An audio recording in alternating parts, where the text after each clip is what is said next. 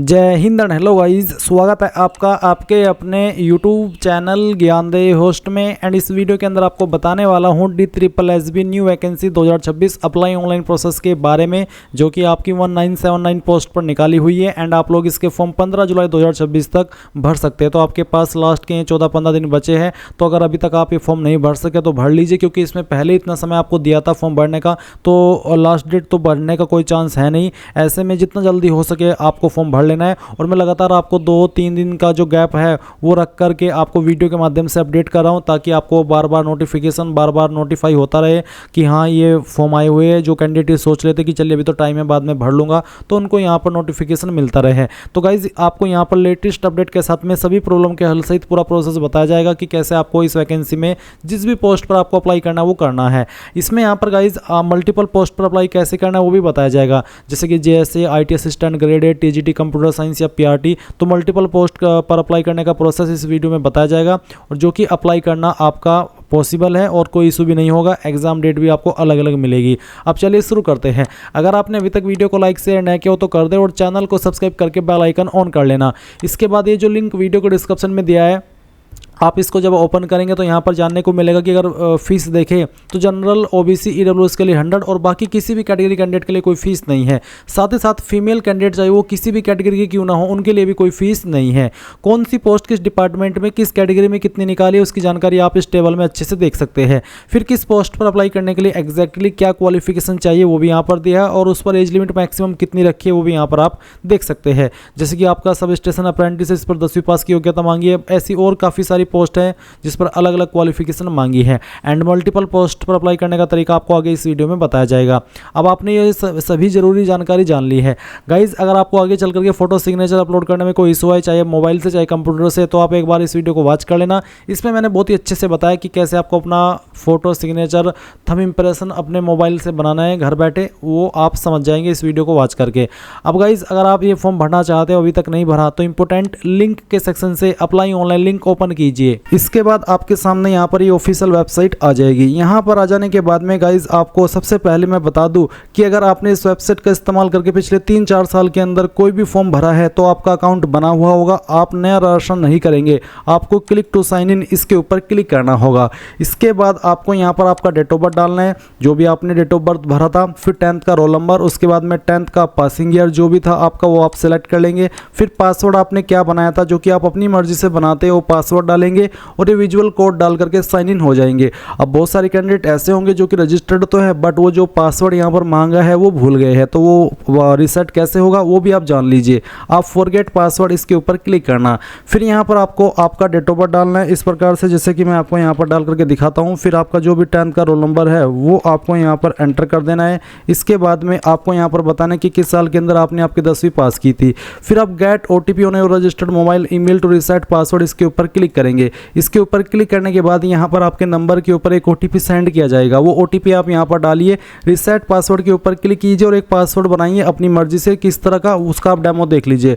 Password के अंदर English का कैपिटल लेटर, स्मॉल लेटर, एक स्पेशल कैरेक्टर और साथ ही डिजिट, कुछ इस तरह का पासवर्ड आपको बनाना है। उस पासवर्ड को दोबारा डाल करके वेरीफाई करना है एंड देन सबमिट कर देना है। तो गाइज आपका नया पासवर्ड बन जाएगा। फिर गाइज आप यहाँ पर इस होम पेज पर आएंगे और जैसे कि मैंने अभी बताया क्लिक टू साइन इन के ऊपर क्लिक करके साइन इन हो जाएंगे। एंड गाइज अगर आप फ्रेशर है, आपने इस वेबसाइट का इस्तेमाल करके पहले कोई फॉर्म नहीं भरा, पहली बार कोई फॉर्म भरने वाले हैं, तो पहले आपको इसमें रजिस्टर होना होगा।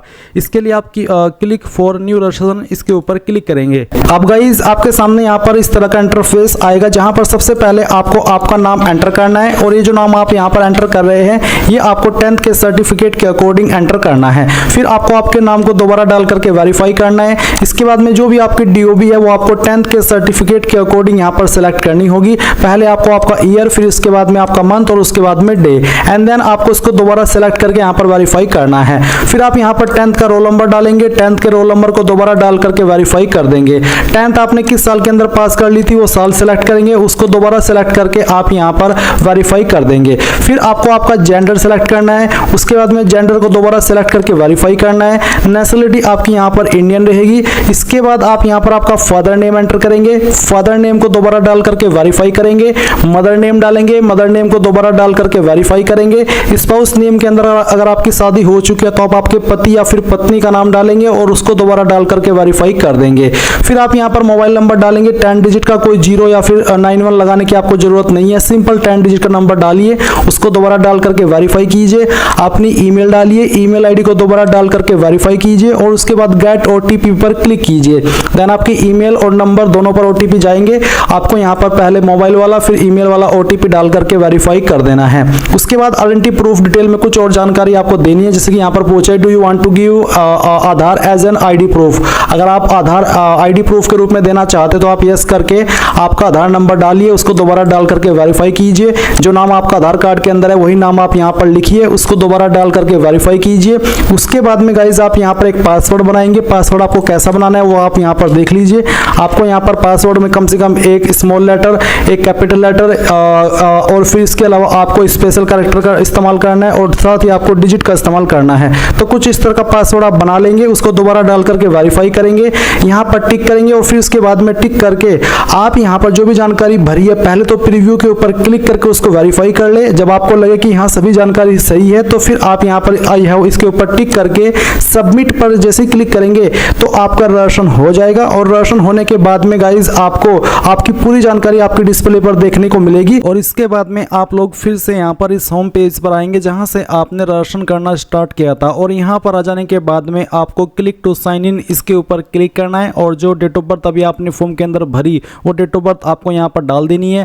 आपका 10th का रोल नंबर भर देना है, 10th का पासिंग ईयर सेलेक्ट कर लेना है, जो पासवर्ड अभी आपने अपनी मर्जी से बनाया है वो पासवर्ड यहाँ पर डालना है, ये विजुअल कोड डालना है और उसके बाद साइन इन इसके ऊपर क्लिक करना है। गाइज जैसे ही आप लॉगिन होंगे तो लॉगिन हो जाने के बाद में आपके सामने यहाँ पर इस तरह से जानकारी आपकी आएगी जैसे कि आप वीडियो में देख सकते हैं। अगर आपको यहाँ पर ये इन्फॉर्मेशन मॉडिफाई करनी है तो आप मॉडिफाई के ऊपर क्लिक करके कर सकते हैं। एंड अगर आपको लगता है कि सभी जानकारी सही है तो आप यहाँ पर अप्लाई फॉर न्यू एप्लीकेशन इसके ऊपर क्लिक करेंगे और आपके सामने यहाँ पर आपकी सभी पोस्ट आ चुकी है।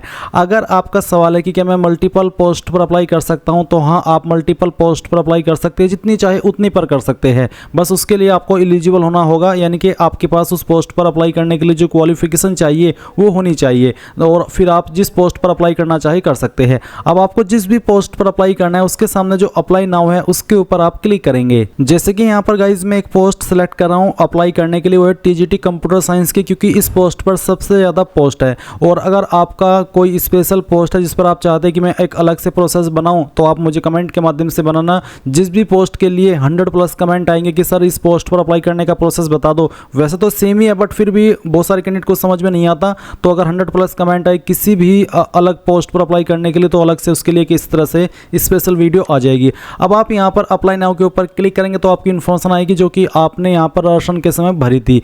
ये इन्फॉर्मेशन आपको चेक करनी है और इसमें नीचे की तरफ स्क्रॉल करके आप देखेंगे प्रेजेंट एड्रेस यहाँ पर दिया है। तो जो भी आपका प्रेजेंट एड्रेस है पूरा एड्रेस आपको यहाँ पर डाल देना है और अपना पिन कोड भी फिल कर देना है। एंड अगर आपका प्रेजेंट एड्रेस और परमानेंट एड्रेस सेम है तो यहाँ पर जो लिखा है इफ सेम चेक इस बॉक्स के ऊपर टिक कर देना है। अगर अलग अलग है तो अनटिक रहने दे और अलग से अपना इस तरह परमानेंट एड्रेस फिल कर दे। फिर यहाँ पर गाइज आपको देखने को मिलेगी कैटेगरी, तो आपकी जो भी कैटेगरी है वो आप सिलेक्ट कर लीजिए। मान लीजिए आपकी कैटेगरी ओबीसी है तो ओबीसी सिलेक्ट करने पर आपके सामने ऑप्शन आएगा आप ओबीसी दिल्ली है या फिर ओबीसी आउटसाइड दिल्ली। क्योंकि गाइज जो ओबीसी दिल्ली है उनको तो रिजर्वेशन का फायदा मिलेगा, बट जो ओबीसी आउटसाइड दिल्ली है उनको यहाँ पर एज जनरल काउंट किया जाएगा, यानी कि कोई रिजर्वेशन का फायदा नहीं मिलेगा।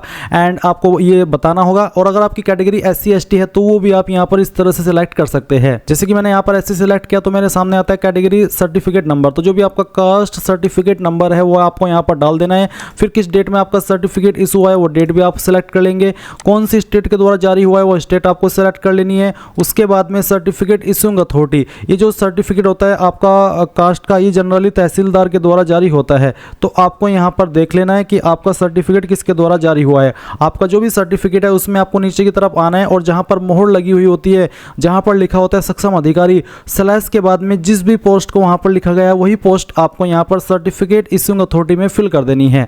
अब आती है सब कैटेगरी। अगर आपकी कोई इनमें से सब कैटेगरी है जैसे कि contractual employ of same department, departmental candidate 3 साल की कंटिन्यूअस सर्विस के साथ में, गवर्नमेंट सर्वेंट 3 साल की सर्विस के साथ में, एक्स सर्विसमैन। अगर कोई कैटेगरी इनमें से है तो आप उसको टिक कर दें, नहीं तो आप इसको ऐसे ही छोड़ दें। फिर पूछे debated by board any other agency, यानी कि क्या आप किसी बोर्ड के द्वारा या इस बोर्ड के द्वारा या फिर किसी भी अन्य बोर्ड के द्वारा डिबेटेड या ब्लैक लिस्ट किए गए हो। अगर हाँ तो यस, नहीं तो नो करेंगे। इसके बाद डिक्लेरेशन के ऊपर टिक करेंगे और सेव एंड नेक्स्ट के ऊपर क्लिक कर देंगे। अब आपके सामने यहाँ पर अपलोड फोटोग्राफ एंड सिग्नेचर का सेक्शन आ जाएगा। तो गाइज यहाँ पर आपको पहले आपका फोटो अपलोड करना है। फोटो की जो गाइडलाइंस है वो यहाँ पर आपको दे दी गई है। आपको बोला है कि आपके फोटो का साइज 50 से 300 KB के बीच में होना चाहिए एंड जो उसका रेजोल्यूशन है या फिर जो उसका पिक्सल है वो 480 × 672 पिक्सल होना चाहिए। 5.7 इंच भी आप इसको कह सकते हैं, ये पोस्ट कार्ड साइज का रहता है। और आपको बाकी डिटेल्ड में यहाँ पर जानकारी दी गई है। मैं आपको बता दूं कि मैंने इसको लेकर के एक स्पेशल वीडियो बनाई हुई है, जो लिंक मैंने आपको इस वीडियो को डिस्क्रिप्शन में दिया हुआ है, यही आप ओपन कर लेना और यहाँ पर आपको नीचे की तरफ आना है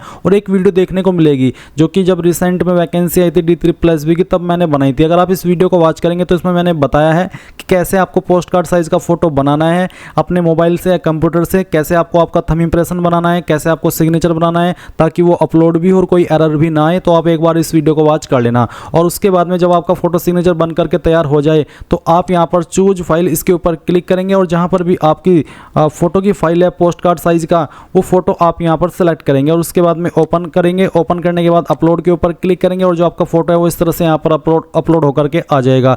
अब आपको यहाँ पर आपका साइन अपलोड करना है व्हाइट पेपर पर, जो कि डार्क पेन के द्वारा होना चाहिए और फॉर्मेट JPG का। अब मैंने पहले ही आपको बता दिया है, अगर आपने ये वीडियो नहीं देखी तो आपको समझ में नहीं आएगा कि किस तरह से आपको पिक्सल के अंदर कितने अपना सिग्नेचर बनाना है ताकि वो अपलोड हो, क्योंकि इसमें बहुत सारे कैंडिडेट इशू फेस करते हैं और इसी वजह से मैंने स्पेशल वीडियो भी बना रखी है। तो आप यहाँ पर चूज फाइल इसके ऊपर क्लिक करेंगे और जहाँ पर भी आपका सिग्नेचर है वो सिग्नेचर की फाइल सेलेक्ट करेंगे, ओपन करेंगे, आपकी फाइल यहाँ पर नेम आएगा और उसके बाद अपलोड के ऊपर क्लिक करेंगे तो आपका सिग्नेचर आ जाएगा। फिर आपको यहाँ पर आपका लेफ्ट थंब इंप्रेशन भी अपलोड करना है। तो जहाँ पर भी आपका लेफ्ट थंब इंप्रेशन है वो आपको यहाँ पर सेलेक्ट कर लेना है।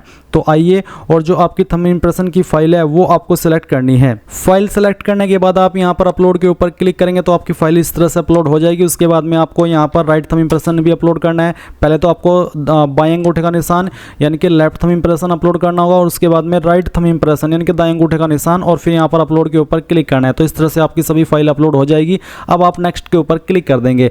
नेक्स्ट के ऊपर क्लिक करने के बाद जिस भी पोस्ट पर आप अप्लाई कर रहे हैं उस पोस्ट पर अप्लाई करने के लिए क्या क्या क्वालिफिकेशन के विकल्प है वो आपके सामने आ जाएंगे। जैसे कि मैंने यहाँ पर सेलेक्ट किया हुआ TGT कंप्यूटर साइंस, तो इसमें अप्लाई करने के लिए ग्रेजुएशन इन कंप्यूटर SC यानी कि कंप्यूटर साइंस, और यहाँ पर बोला है कि computer science subject must be studied in all years as main subject. और सेकंड यहाँ पर है कि A level course from DOE SCC ministry of information and communication and technology of government of India plus graduation in any subject.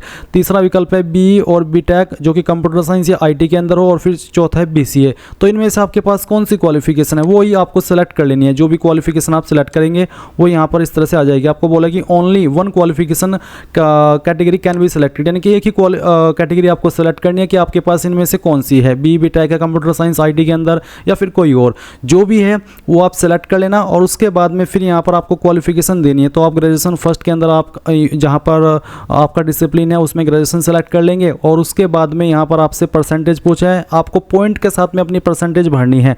अगर आपके number CGPA के अंदर है तो आपको यहाँ पर उसको परसेंटेज में कन्वर्ट करना होगा। फिर आप बताएंगे कौन सी स्टेट के द्वारा आपने क्वालिफिकेशन पास की है। उसके बाद में आपको यहाँ पर आपकी यूनिवर्सिटी सेलेक्ट कर लेनी है। आपकी यूनिवर्सिटी अगर यहाँ पर नहीं है तो अदर के ऊपर क्लिक करके खुद से अपनी यूनिवर्सिटी का नाम डाल देना है। उसके बाद में गाइज आपको यहाँ पर इसमें जो पासिंग ईयर है आपका, पासिंग मंथ एंड ईयर वो भी बताना होगा। तो पहले बताना कि आपने किस महीने के अंदर पास किया और फिर बताना है कि आपने किस साल के अंदर इस क्वालिफिकेशन को पास कर लिया है, इस तरह से। और उसके बाद इंसर्ट के ऊपर क्लिक कर देंगे तो ये जानकारी आपके यहाँ पर इस तरह से ऐड हो जाएगी। और ऐड हो जाने के बाद में आपसे यहाँ पर पूछा है कि अगर आप, और जैसे कि मैं ऐड के ऊपर अगर क्लिक करता हूं तो ऐड के ऊपर क्लिक करने के बाद में यहाँ पर ग्रेजुएशन फर्स्ट का ऑप्शन आ रहा है। तो अगर आप यहाँ पर कोई अन्य जानकारी भी देना चाहते तो दे सकते हैं। वैसे इसमें क्योंकि मैंने ग्रेजुएशन की ये वाली कैटेगरी सेलेक्ट किया तो इसमें वैसे मेरे से ग्रेजुएशन मांगी है और इसमें कोई अतिरिक्त क्वालिफिकेशन भी नहीं मांगी। तो इसलिए मैं यहाँ पर क्या करता हूँ, इसको तो कैंसिल कर देता हूँ। और कैंसिल करने के बाद में अब मैं do you want to finally save इसके ऊपर क्लिक करता हूँ और यहाँ से ओके कर देता हूँ। ओके करने के बाद में डाटा सेव हो चुका है।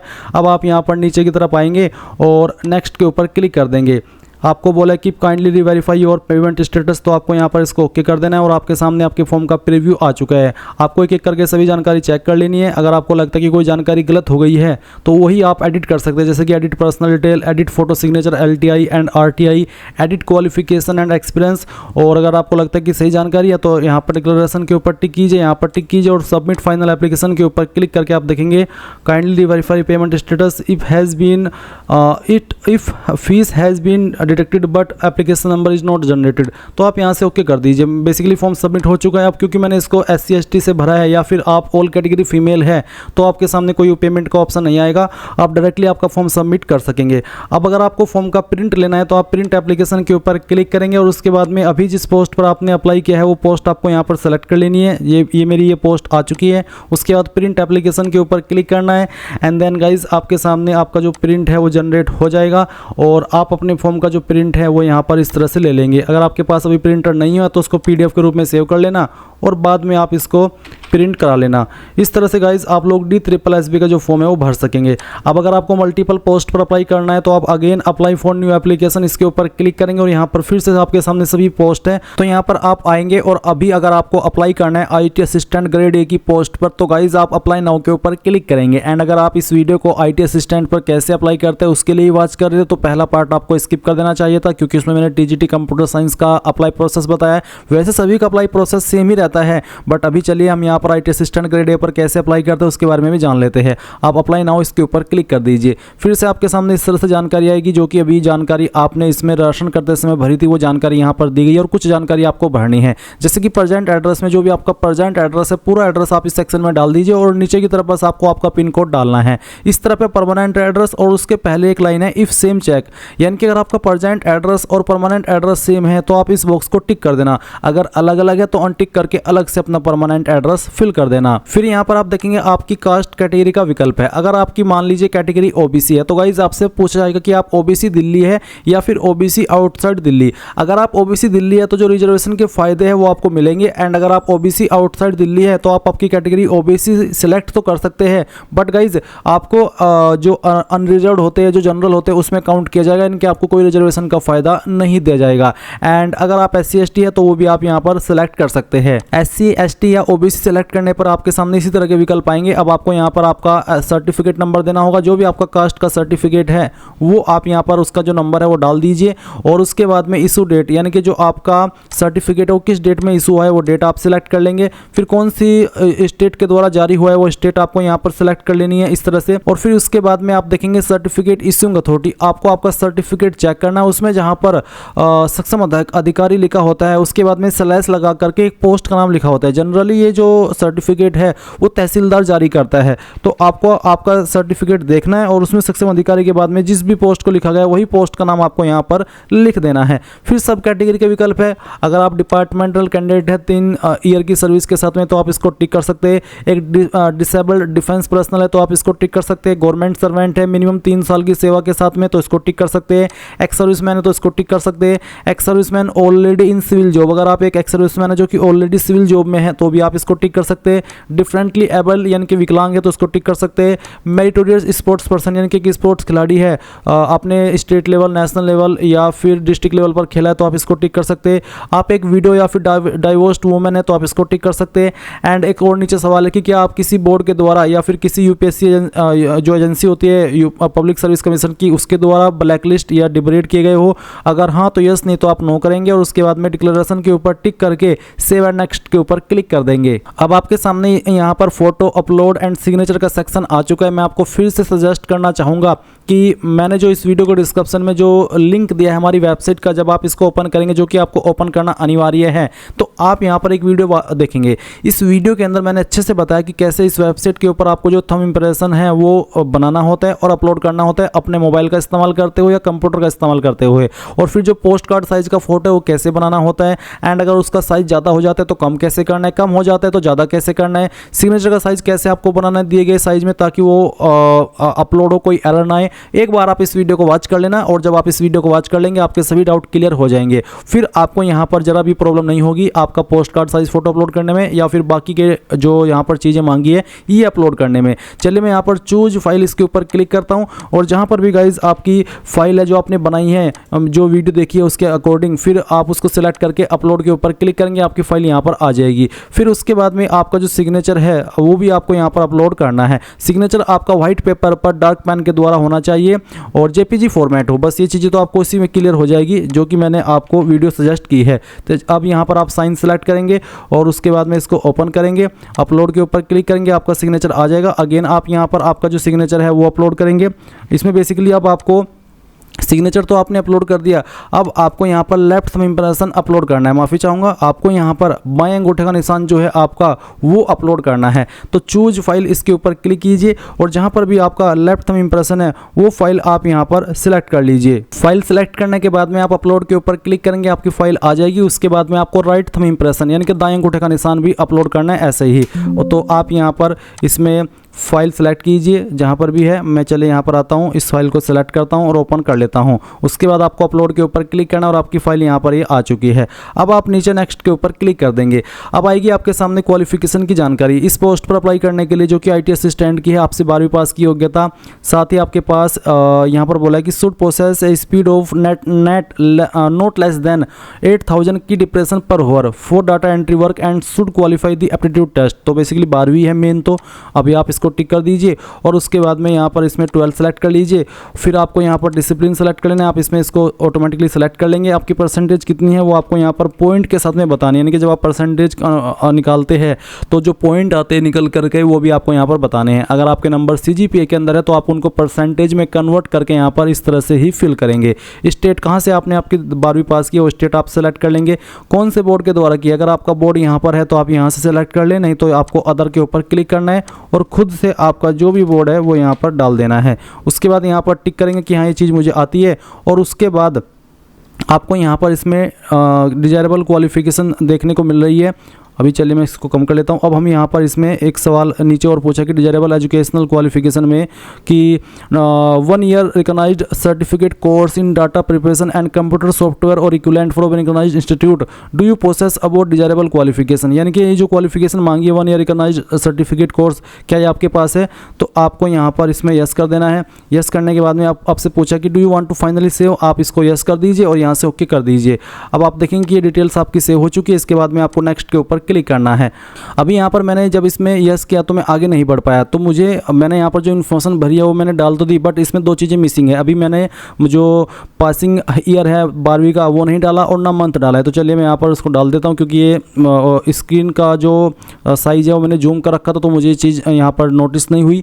अब चलिए मैं इसको यहाँ पर इस तरह से सिलेक्ट कर देता हूँ और अब इंसर्ट के ऊपर क्लिक करता हूँ, तो ये यहाँ पर इस तरह से आ चुकी है। अब आप do you want to finally save के ऊपर क्लिक करेंगे अगेन, क्योंकि ये मैंने इसलिए यहाँ पर रिपीट पे आपको बताया क्योंकि ये चीज़ आपके सामने भी हो सकती है, इसलिए पहले ही बता दे रहा हूँ ताकि आपको भी इस तरह का कोई इशू फेस ना करना पड़े। अब आप नेक्स्ट के ऊपर क्लिक करेंगे, आपके सामने आपके फॉर्म का प्रीव्यू आ चुका है, जैसे कि आपने पहले भरा था इसी प्रकार से आपके सामने प्रीव्यू है।